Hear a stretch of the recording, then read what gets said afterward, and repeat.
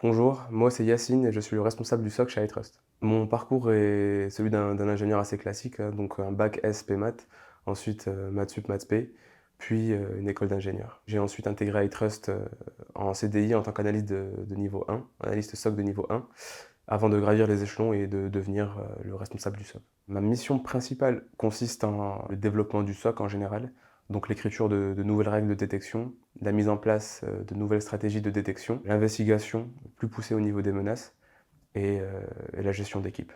En ce moment, on est en train de travailler sur la mise en place d'une nouvelle stratégie de détection liée aux menaces Active Directory.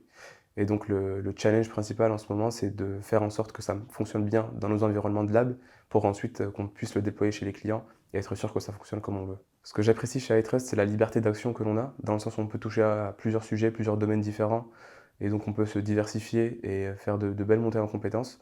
Et donc on n'est pas forcément cloisonné à un ou deux sujets en particulier, et donc on ne risque pas de s'ennuyer. Pour moi, les compétences essentielles à avoir pour travailler dans un SOC sont dans un premier temps la curiosité. Comme je l'avais dit plus tôt, on a une certaine liberté d'action à iTrust et il faut en profiter au maximum et monter en compétences sur les domaines qui se présentent à nous, sachant que la cybersécurité est un domaine très vaste.